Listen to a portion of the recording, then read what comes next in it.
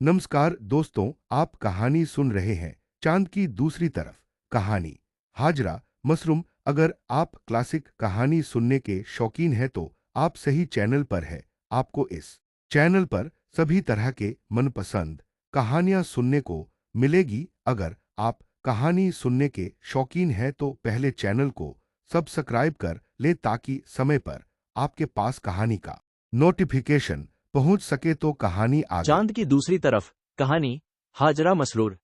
Taj Mahal hotel के सामने से पहले भी कभी कभार गुजरा हूं। लकड़ी के भद्दे से केबिन और सीमेंट के ढरे वाली चाय की दुकान पर ताजमहल होटल का बोर्ड देखकर मुस्कुराया भी हूं। लेकिन पिछले 2 महीने से ये होटल मेरी जिंदगी के नए रास्ते का एक अहम मोड़ बन गया है, जहां मैं अपनी पुरानी साइकिल को हर रोज ब्रेक लगाता हूं और एक पांव फुटपाथ पर टिका कर बेफिक्रों की तरह बूढ़े दुकानदार से कहता हूं, 2 प्याली स्पेशल चाय इधर भिजवा दो। अभी लीजिए हुजूर, बस आपके पहुंचने की देर है।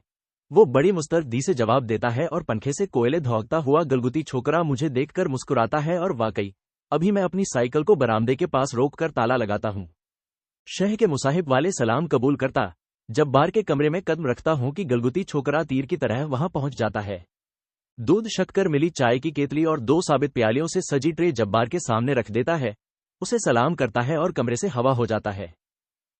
अच्छे मेजबानों की तरह आज भी जब्बार ने खुद ही प्यालियों में चाय उंडेली, पहली मेरी तरफ बढ़ाई और दूसरी प्याली से ऐसे जोरदार घूंट लिए जैसे हुक्के के पेंदे से चाय खींच रहा हो।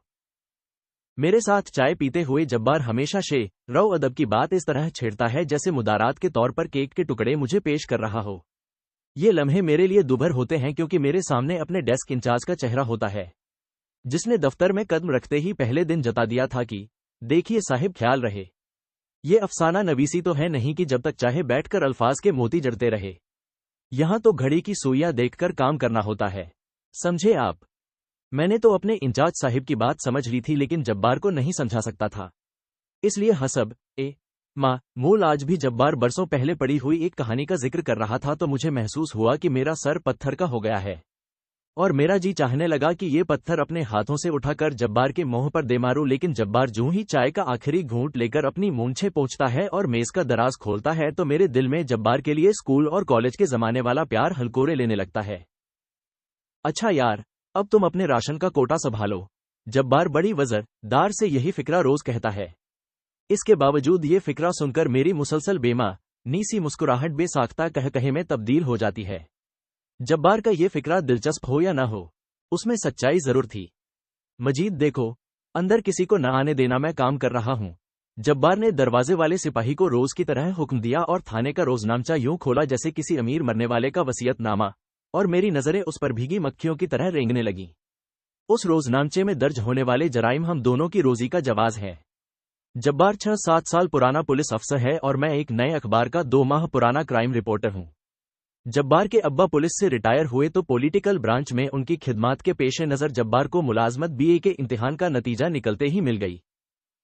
मेरे अब्बा स्कूल मास्टर थे, इसलिए वो मुझे ला तालीम के बाद कम अज कम यूनिवर्सिटी लेक्चरर तो देखना ही चाहते थे। इसलिए मैं पढ़ता रहा, लेकिन मुश्किल ये थी कि स्कूल मास्टर की खिदमात के इंदिराज का कोई खाना तो होता नहीं, इसलिए मुझे यूनिवर्सिटी क्या स्कूल में भी मुलाजमत न मिली। उस जमाने में जब्बार कभी मिलता तो कहता, यार घर बसाने चलोगे तो रिसालों में तुम्हारा नाम छपने से काम नहीं बनेगा, इसलिए कोई नौकरी ढूंढो, कोई नौकरी। और अब बिल्कुल इत्तेफाक मुझे ये नौकरी मिल गई, जिसे पक्की करने में जब्बार एक अच्छे दोस्त की तरह मेरी मदद कर रहा था। वो न सिर्फ अपने थाने में रिपोर्ट होने वाले जराइम की तफसील मुझे लिखवाता, बल्कि दूसरे थानों से भी मेरा काम निकलवा देता, वरना एक नए अखबार के अनाड़ी रिपोर्टर को दफ्तर में अच्छी काकदगी दिखाने में खासी परेशानी होती। मैंने अपनी नोटबुक और पेंसिल संभाली तो जब्बार ने कल शाम से आज तक होने वाले जराइम की दाद और फिर सबसे पहले रिपोर्ट में कत्ल के केस की तफसीलात मुझे बताईं। मैंने एमए नफ्सियात को भुलाकर खालिस अखबारी अंदाज से मोहब्बत की मुजरिम 18 साला खूबसूरत मकतूला को बदकिरदार और 60 साला कातिल को गैरतदार शौहर का लकब देकर लिखना शुरू ही किया था कि जब्बार के कमरे के बाहर एक हंगामा हुआ जिसमें मजीद और दूसरे सिपाहियों की गालियों के साथ कोई पागलों की तरह चिल्ला रहा था, मुझे अंदर जाने दो, अभी अंदर जाने दो। और फिर खासी धमाचौकड़ी हुई। न जाने कौन माँ का है। जब्बार ने अपनी हुक्म दुली के ख्वाहिशमंद अनदेखे आदमी को गाली दी, मगर गाली का लफ्ज मुंह में गुड़गुड़ा कर निकल गया। मेरी मौजूदगी में वो अब भी जरा झिझकता था। आने दो भाई, मैं अपना काम करता रहूंगा, मैंने जल्दी जल्दी पेंसिल घसीटते हुए कहा। मैं अपना काम जारी न रख सका। कत्ल और खून की खबरें बनाना और बात है, खून बहते देखना और बात। अंदर आने वाले के माथे से बहता हुआ खून उसके चेहरे को अजीब भयानक रंग देता हुआ उसके ओवरकोट पर टपक रहा था। मैंने चकरा कर अपने हल्क में उबकाई रोकी। जनाब, मैंने तो इस आदमी को सिर्फ अंदर आने से रोका था। उसने अपना सर दीवार से टकरा कर खुद फोड़ा है। ये एकदम खुदकुशी का केस है। अंदराते हुए सिपाहियों में से एक ने केस की नौइयत का फैसला तेजी से कर दिया और जब्बार ने घूर कर उसे देखा। थाने के अहाते में किसी का यूं खुले बंदो जख्मी होना खासी अहम बात हो सकती है। इसे बिठा दो, इसका खून बंद करो, ठंडे पानी का कपड़ा रखकर दबाओ जख्म को। जब्बार ने हिदायत जारी की तो कमरे में मौजूद हर शख्स ने पहल करना चाहिए। कई रूमाल कोने में रखी सुराही के तुफैल भीग गए। जब्बार ने अपना रूमाल उसके हाथ पर रखकर हथेली से दबा लिया। मैंने अपने रूमाल से उसका खून आलूद चेहरा साफ किया और उसका सर कुर्सी की पुश्त पर टिका दिया। मजीद का बड़ा सा रूमाल उसके ओवरकोट से खून के धब्बे मिटाने की बेसुध कोशिश में काम आया। जी, बड़ी मेहरबानी आपकी।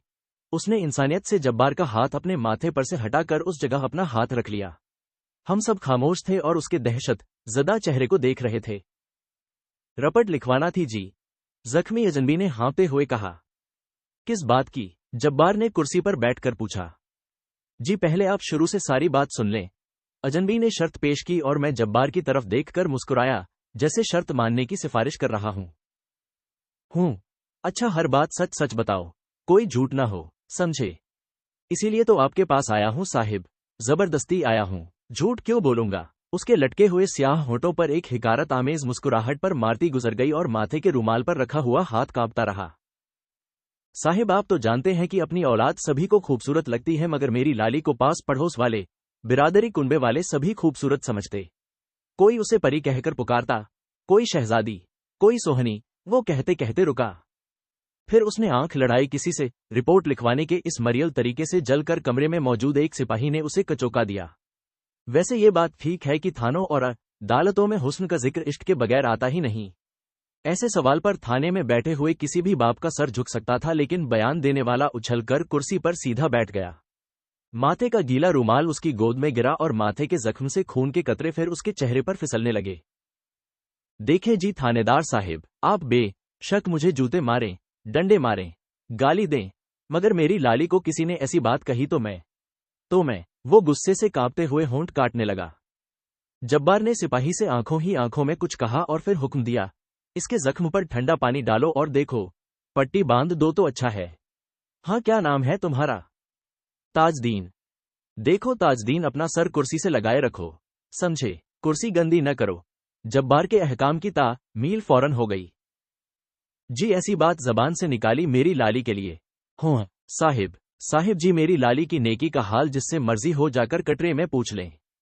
वो तो जनाब जब से बड़ी हुई है घर से अकेले कदम भी नहीं निकाला, दरवाजे में भी खड़ी न हुई। वो तो अपनी मां पर चली गई, सूरत में भी, तबीयत में भी। अच्छा, तो लाली की मां खूबसूरत है? अब कहाँ जी। हाँ, जब उसे ब्याह कर लाया तो सब कुनबे बिरादरी की औरतें कहती, ताजदीन तेरे घर तो चांद उतर आया। मेरी मां जब तक जीती रही उसे बहुत तकलीफ देती रही, और जी मैं भी मां के कहने में रहा। फिर भी लाली की मां ने मुझसे न कभी जबान चलाई, न कभी कुछ मांगा, बस मेरी खिदमत करती रही। कटरे में जाकर जिससे चाहे पूछ लें, कभी किसी ने लाली की मां की तरफ उंगली उठाई?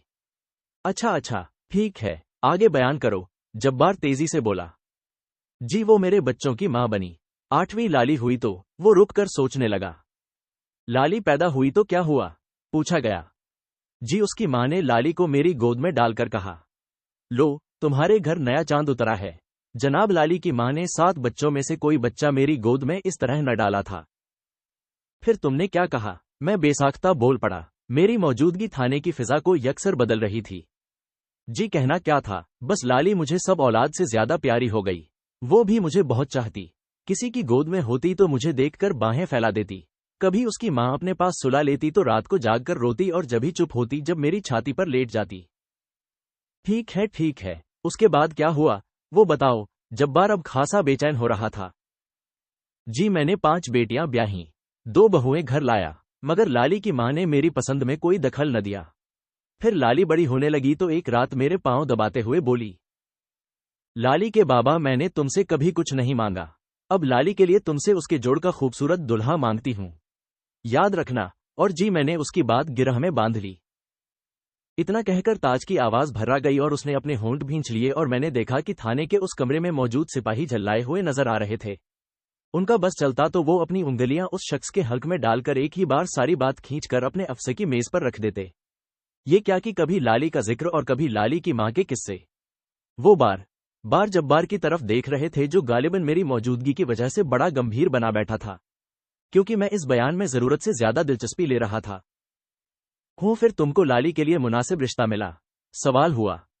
रिश्ते तो बहुत थे जनाब। लाली के चचा के बेटे, रिश्ते नाते और बिरादरी में भी लड़के थे। सभी ने लाली का डोला मांगा, मगर जी मुझे तो अच्छी शक्ल वाले रिश्ते की तलाश थी, इसलिए मेरी लाली 17 साल की हो गई। मेरी और जब्बार की आंखें बे इरादा ही एक दूसरे की तरफ उठ गईं। साहिब आप अक्ल वाले हैं। बेटी चाहे पिंजरे में बंद लाल जैसी हल्की फुल्की हो, फिर भी सब कहते हैं, अरे ये पहाड़ सी बेटी का बोझ कब तक उठाते रहोगे, इसकी उम्र अब ससुराल जाने की है। ताजदीन की गैर जरूरी तफसील से जब्बार के सब्र का पैमाना छलकने लगा। हाँ, ऐसा ही कहते हैं लोग, मगर जी लाली तो कहीं भी नहीं जाना चाहती थी। वो तो अपने माँ बाप से इतना प्यार करती कि एक दिन के लिए भी अपनी ब्याही बहनों के घर न गई। मैं बताऊं साहिब, एक दफा उसकी एक बहन को जिद हो गई कि रात लाली मेरे पास रहेगी। इस पर लाली बच्चों की तरह मेरे सीने से लगकर रोने लगी और मेरे साथ ही घर लौट आई। वो जैसे अपने आप से बातें कर रहा था। तो फिर कोई मुनासिब रिश्ता नहीं मिला लाली के लिए? मैंने मुदाखिलत बेजा की। तो कोई रिश्ता नहीं मिला तुम्हारी बेटी के लिए? जब्बार ने फौरन अपनी ड्यूटी संभाल ली और ताजदीन चौंक उठा। रिश्ता मिला जी। एक दिन वो लोग आप ही की राशन शॉप वाले से पता पूछते मेरे दरवाजे पर आ गए। उन्होंने अफजल हुसैन वल्द मोहम्मद हुसैन की बड़ी तारीफें की। अपना घर, हाथ में हुनर, सर पर कोई जिम्मेदारी नहीं, मस्कत में अच्छी नौकरी पर जा रहा है, शादी जल्दी चाहिए। उन्होंने जी घर और मोहल्ले का पता भी दिया कि जाकर तस्दीक कर लो। मैंने कहा पहले लड़का दिखाओ। फिर जी उन्होंने लड़का भी दिखाया। ताजदीन ने ठहरकर पानी मांगा। कैसा था लड़का? जब्बार ने जल्दी से पूछा। लड़का तो साहिब बड़ा लंबा, मजबूत और जेंटलमैन था। फूलदार कमीज और काली पतलून में ऐसा लगता जैसे फूलों में फूल गुलाब होता है। ताजदीन की आंखें यूं छत की तरफ तक रही थी जैसे वहां मकड़ी के जालों के बजाय गुलाब के फूल खिल रहे हों। फिर तुमने फौरन रिश्ता तय कर लिया? नहीं जी, पहले उसके घर बार की तस्दीक तो करना थी। मैं जी उसके मोहल्ले पहुंचा और अफजल हुसैन वल्द मोहम्मद हुसैन के बारे में पूछा। कोई बात भी झूठ न थी। मैं उसके घर भी गया। उसकी चाची मौजूद थी। उसने मेरी बड़ी खातिर की। मैंने बात पक्की कर दी। अगर वो पक्के घर का मालिक ना होता, मेरी तरह का मजदूर होता, तब भी मैं बात पक्की कर देता। लाली की मां को तो इतना खुश मैंने कभी न देखा था। साहिब सच्ची बात तो ये है कि मुझे उसके बाद ही मालूम हुआ कि खुश औरत कैसी होती है। लाली भी खुश हुई। मैं पूछ बैठा, कहीं शरीफ नेक लड़कियां अपने ब्याह पर खुश होती हैं? मैंने तो बताया साहिब, वो तो एक दिन के लिए भी घर छोड़ने को राजी न होती थी। अब तो उसकी बारात दूसरे शहर से आ रही थी और उसे ब्याह कर समुंदर पार भी जाना था। उसे तो रोना ही था जनाब। ये कहते कहते ताजदीन का गला भर आया। मेहंदी वाली रात सारा घर सो गया, मगर वो सिसकियां लेती रही। मैं जी बरामदे में लेटा जाग रहा था। उठकर उसके पास चला गया। फिर तो जी वो मुझसे लिपटकर बहुत रोई। उसे अपने हाथों की मेहंदी का होश भी न रहा। वो बार बार कहती, बाबा मैं कहीं न जाऊंगी तुम्हें छोड़कर। फिर जी मैंने बेहयाई लाद कर उसे समझाया कि लड़का शहजादों जैसा है, खाता पीता है और वो अपने घर जाकर कितनी खुश रहेगी, और जब वो खुश होगी तो मैं भी खुश होऊंगा। बस मेरी बातें सुनकर मेरी लाली आराम से सो गई। अच्छा ठीक है। फिर बारात आई। जब्बार बयान की तह तक पहुंचे को बेकरार था। हाँ जी, बड़ी शानदार बारात आई, फूलों से सजी हुई। बस में से बारातियों के साथ बाजे वाले भी उतरे। दुल्हा ने गुलाब के फूलों का सहरा बांधा था। गले में नोटों का इतना बड़ा हार था कि घुटनों को छू रहा था, और जी उसने कश्मीरी दो शाला भी जिस्म से लपेटा था। सर्दी भी तो बहुत है आज, है ना सर्दी? जब्बार ने अंग्रेजी में मुझसे कहा। ये तो मुझे पागल खाने से भागा हुआ लगता है। उसके आगे क्या हुआ? मजीद अपने अफसर की बेबसी देखकर बोला। जी होना क्या था, बारात आने पर निकाह होता है। मेरी लाली का निकाह अफजल हुसैन वल्द मोहम्मद हुसैन मरहूम से पढ़ा दिया गया। थानेदार साहिब एक बात तो बताओ, सहरा क्यों बांधते हैं दुल्हा के? ताजदीन ने जब्बार की आंखों में आंखें डालकर एकदम पूछा। थाने में आने वाले सवाल का जवाब देते हैं, सवाल नहीं करते। इससे पहले कि जब्बार इस गुस्ताखी पर गाली बकता में बोल पड़ा। अरे ताजदीन, सहरा इसलिए बांधते हैं कि सहरा उल्टा जाए और मेहमान दुल्हा की सूरत देखें। हाँ जी, और फिर दुल्हा की शक्ल देखकर लाली के बाप पर हंसे ता ने मारे कि अरे ताजदीन, अपनी चांद जैसी बेटी के लिए यही भूत जैसा आदमी मिला था तुझे। कहता था अपनी बेटी के लिए उसके जोड़ का दुल्हा लाऊंगा। तूने पैसा देखा, तूने लालच की। जी मैं तो शर्म में गड़ गया। ये सब कहते हुए वो बच्चों की तरह फूट फूट कर रो रहा था। अच्छा, तुम्हारे साथ धोखा किया गया है। लड़का कोई और दिखाया था। मजीद उसे पानी पिलाओ। 2 घूंट पानी पीकर उसने होंठ पोंछते हुए फिर कहना शुरू कर दिया। अल्लाह भला करे आपका। आप समझ गए, यही बात है। मैंने सबके सामने चिल्ला चिल्ला कर कहा, मगर किसी ने मेरी बात का यकीन नहीं किया। ये देखकर बाराती मुझसे झगड़ने लगे। मैंने कहा, मैं थाने में रपट लिखवाने जा रहा हूं। अच्छा, तो तुम धोखाधड़ी की रिपोर्ट दर्ज कराने आए हो? एक कांस्टेबल बोला जैसे खुदे हुए पहाड़ से चूहे की दुम खींच रहा हो।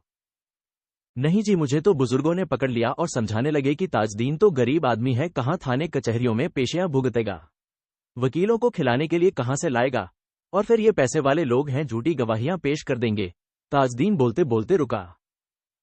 उसके बाद क्या हुआ? जब्बार ने बेचैनी से पहलू बदला।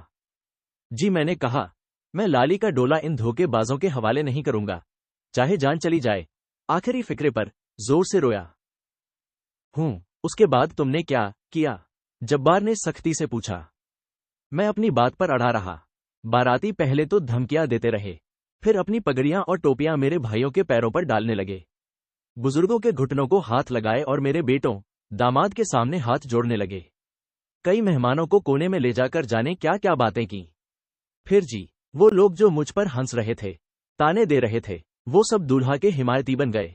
मेरे भाई मुझे अल्लाह रसूल का वास्ता देने लगे और मेरे बेटे दामाद अलग होकर यूं बैठ गए जैसे सारी गलती मेरी। और फिर जी मौलवी साहब ने खड़े होकर कहा, ताजदीन, बंदे की किस्मत में जो लिखा होता है उसके असबाब पैदा होते हैं। लाली अब अफजल हुसैन वल्द मोहम्मद हुसैन मरहूम की मनकूहा है, जो हुआ सो हुआ। उठो, अब देग ठंडी हो रही है, मेहमानों को खाना खिलाओ। और जब मैं मौलवी साहब के कहने से भी न उठा तो भाइयों ने और बेटों ने काम संभाल लिया। फिर तुमने क्या किया ये बताओ? जी मैं क्या करता, मुझे तो सबने सड़क के रोड़े की तरह एक तरफ फेंक दिया। आप बताएं जी, मेरा क्या कसूर था जो सबने मेरा इख्तियार छीन लिया? फिर जी वो सब मेरी लाली को रुखसत करने लगे। वो फिर चुप हो गया। कमरे में भी सब चुप रहे। जब लाली ससुराल जाने को निकली तो औरतों के पीछे लाली की मां भी दुपट्टे में मुंह छुपाए बाहर आ गई। उसने मुझे कुत्ते की तरह एक तरफ हाँपते पाया तो वो बात कही जो पहले कभी न कही थी। ताजदीन की स्याह गर्दन की नोकीली हड्डी थूक निगलने की कोशिश में बार बार हरकत करने लगी। क्या कहा लाली की मां ने? जब्बार ने पूछा। कहने लगी, ताजदीने, तुझे क्या पता, तेरे जैसे बदशकलों के साथ चांद जैसी लड़कियां किस आग में जलती हैं। मेरी कली जैसी लाली को अपनी आंखों के सामने भाड़ में जाने दे रहा है। तूने मुझे जबान दी थी, अब दूसरों की बात मान गया। अगर तू मर्द है तो उसे न जाने दे। उसके बाद तुमने क्या किया? सच बताओ। जब्बार कुर्सी पर सीधा हो गया। सच कहता हूं, मुझे नहीं पता कैसे खाली देग के पास पड़ी बावर्ची की छुरी मेरे हाथ में आ गई और जी मैं सवार होती बारात के पीछे भागा। अफजल हुसैन बस के दरवाजे में खड़ा था। उसने कांपते होंठों से पानी का गिलास उठाकर होंठों से लगाना चाहा, मगर सारा पानी उसकी ओवरकोट पर गिर गया। कमरे में मौजूद हम में से किसी ने भी कोई सवाल न किया, जैसे हम सब अपनी आंखों से ताजदीन को अफजल पर हमला आवर देख रहे हों। उसके बाद जी वो बाहें फैलाकर मेरे सीने से लिपट गई और चुपके चुपके कहने लगी, बाबा मुझे जाने देते। ये आदमी भी तो तुम्हारे जैसा था। तुम मुझे कितना चाहते हो। ये आदमी भी मुझे। अल्लाह जाने अफजल के बारे में क्या कहना चाहती थी। ताजदीन सवालिया नजरों से सबकी तरफ देखा तो उसके चौड़े अंधेरे गारों जैसे नथुने लोहार की धौकनी की तरह फैलने सिमटने लगे और वो अपने पुराने ओवरकोट के बटन खोलते हुए यूं कुर्सी से खड़ा हो गया जैसे बैठा रहा तो उसका दम घुट जाएगा। अच्छा, तो तुमने अफजल हुसैन को? जब्बार बोला तो ताजदीन ने तेजी से जवाब दिया, नहीं जी, अफजल को लोगों ने बचा लिया। ताजदीन ने कांपते हाथों से अपना ओवरकोट उतारने की कोशिश की और हम सबने देखा उसकी सफेद कमीज पर खून का बड़ा सा धब्बा था। इतना जिंदा, इतना ताजा, जैसे खून उसके दिल से रिस रिस कर कपड़े में जज्ब हो रहा हो। उसने अपने खून आलूद सीने को अपनी बाहों के हल्के में लिपट लिया और पागलों की तरह चीख चीख कर रोने लगा। मेरी लाली को किसी ने नहीं बचाया। ये मेरी लाली का खून है। पागल गधे, तूने अपनी मासूम बेटी को कत्ल कर दिया। ले जाओ हवालात में, बंद कर दो इस बेटी के कातिल को। जब्बार दहाड़ा तो ताजदीन की चीखें यकलख्त रुक गईं। उसने मासूम हैरत से जब्बार की तरफ देखा और सिपाहियों के साथ बाहर चला गया। जब्बार ने झल्लाकर डिबिया पर दिया सलाई इस जोर से रगड़ कर जलाई कि मेरा दिल पटाखे की तरह धड़का और मुझे लगा कि कमरे का सन्नाटा शीशे की मानिंद तरक गया है। तब होटल का गलगुती छोकरा खाली प्यालियां उठाने कमरे में आ गया। मैंने मूल के मुताबिक 50 पैसे चाय के और 5 पैसे टिप के उसकी ट्रे में आहिस्ता से रख दिए। छोकरा रोज की तरह मेरे बजाय जब्बार को सलाम करता बाहर चला गया। यार, तुमने आज फिर चाय के पैसे दे दिए, होटल वाला मेरे हिसाब में लिख लेता, जब्बार ने रोज की तरह शिकायत आमेज लहजे में कहा। लेकिन मैं जो इस मौके पर रोजाना बजाहिर मुस्कुराता था और दिल में चल झूठे कहता था, आज न मुस्कुरा सका न दिल में कुछ कह सका। मैंने अपनी नोटबुक के इन बहुत से सफ़हात को एक एक करके उल्टा, जिन पर मैंने ताजदीन का बयान जो का तो लिख लिया था, लेकिन जिन्हें मेरे कलम से चंद सत्रों की खबर में ढलना था।